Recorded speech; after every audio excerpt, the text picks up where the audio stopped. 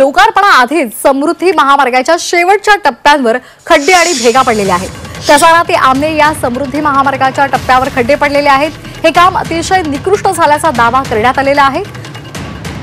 महाराष्ट्र राज्य रस्ते विकास महामंडळावर त्यामुळे टीका केली जाते।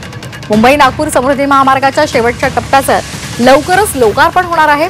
मात्र आमने ते कसारा या दरम्यानच्या शेवटच्या टप्प्यामध्ये महामार्गावर भेगा पडल्यात। लोकार्पणापूर्वीच या महामार्गावर अनेक ठिकाणी खड्डे सुद्धा पडलेत आणि त्यामुळे या रस्त्याच्या कामासंदर्भात शंका उपस्थित केली जाते।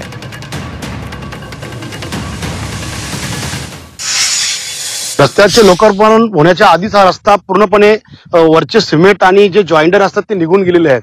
म्हणजे असा आम्हाला एक दर्शी दिसतो की या रस्त्यामध्ये एकदम निकृष्ट दर्जाचं काम करण्यात आलेलं आहे। चांगल्या क्वालिटीचा मटेरियल सुद्धा वापरलेलं नाही।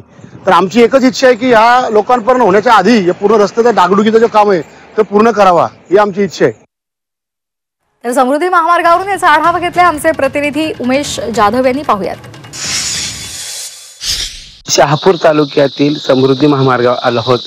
महाराष्ट्राचे मुख्यमंत्री देवेंद्र फडणवीस यांचा हा अतिशय महत्त्वाकांक्षी प्रकल्प बाळासाहेब ठाकरे राष्ट्रीय महामार्ग, हिंदू हृदय बाळासाहेब ठाकरे राष्ट्रीय महामार्ग। आपण पाहू शकतो की या मार्गाची अवस्था लोकार्पण सोहळ्यापूर्वीच अतिशय बिकट झालेली आपण बघू शकतो। बऱ्याच ठिकाणी अशा प्रकारचे खड्डे ज्या ठिकाणी पडलेले आहेत किंवा जो केलेला कॉन्क्रीटीकरण जो रस्ता बनवण्याचा त्याचे सर्व वर जे काय मटेरियल आहे सिमेंट वगैरे सगळं निघून गेलेले आहे। आतलं स्टील किंवा रबर देखील बाहेर ओपन झाले। आपण पाहू शकतो हे बघा अशा प्रकारची परिस्थिती या ठिकाणी पूर्ण स्लॅबच निघून गेल्याचं चित्र आपण या ठिकाणी पाहू शकतो। बऱ्याच ठिकाणी अशा प्रकारचे खड्डे तिकडनं निघून गेलेलं असं मटेरियल निघून गेल्याची स्थिती सध्या आहे।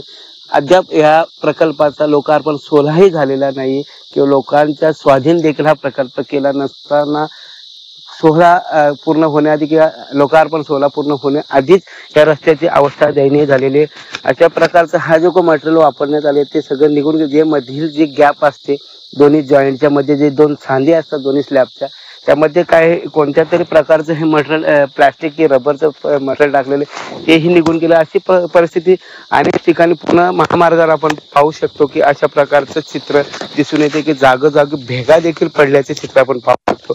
अशा पूर्ण स्ट्रक्चरला तडा गेल्याचे चित्र या ठिकाणी दिसून येत आहे। हे आपण पाहू शकतो की ही भली मोठी या ठिकाणी भेग पडलेली अशा भेगा या महामार्गावर संपूर्ण महामार्गावर आपल्याला जवळजवळ आमनेपासून तर इगतपुरी घाटापर्यंत किंवा इगतपुरी कसारा घाटापर्यंत अशा प्रकारचे चित्र आपल्याला दिसून येते। कॅमेरामॅन अनिल केनेसह उमेश जाधव, झी मीडिया, शहापूर।